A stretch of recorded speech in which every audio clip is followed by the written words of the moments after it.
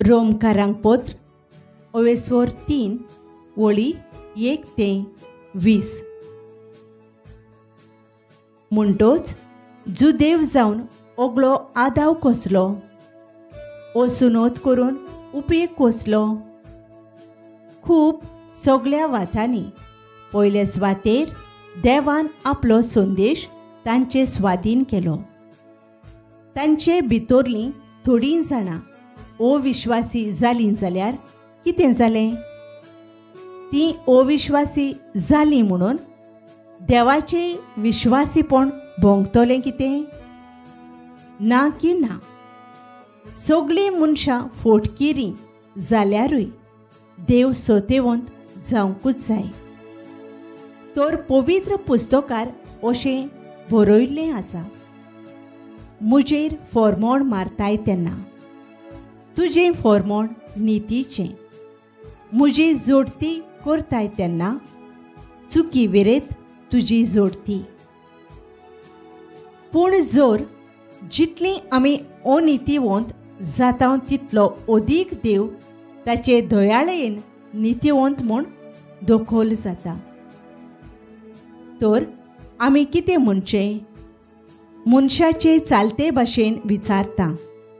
आपल्या क्रोधाची शिक्षा देव आमचेर थापता तेन्ना तो अन्याय करता म्हूण आमच्यान सांगूं येता?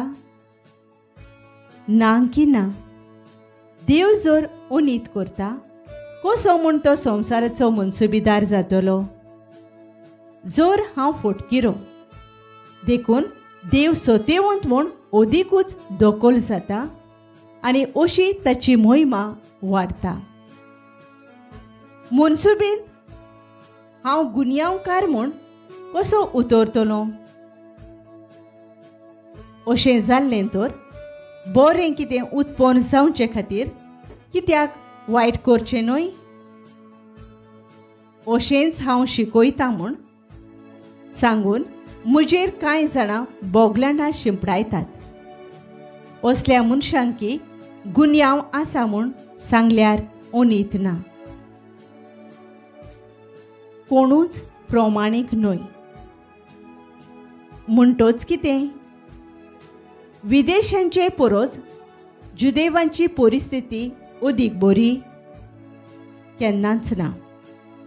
जुदेव आनी ग्रीक सगळींच आमी पातकाचे आधीन आसा म्हूण हांवें तर स्पश्ट सांगून दाखयलां. पवित्र पुस्तकार अशें बरयलोलें आसा, बरो मनीस म्हणलोलो एकलो पर्यान ना, शाणो कोण ना, देवाक सोदतलो कोण एक ना. सगळ्यांनी बरो मार्ग सोडून सोडला, सगळ्यांची चाल जावन गेल्या नश्टी.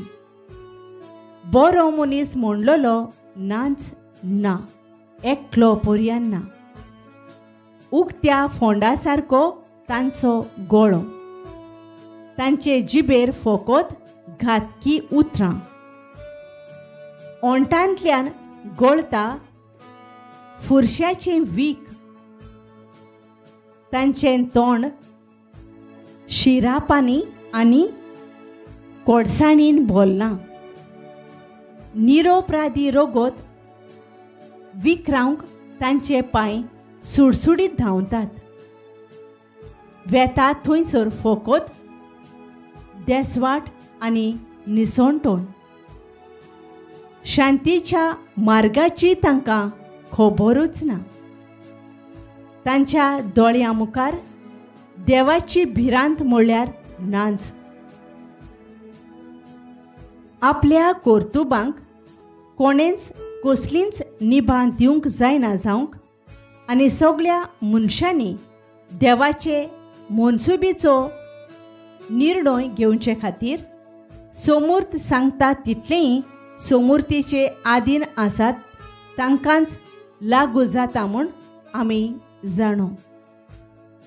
कित्याक समूर्तीचीं कामां केलीं म्हणून कोणूच मनशां देवाक मानवलोलीं जायची ना. समूर्ती वरवीं येता तें इतलेंच, पातकाची वळख.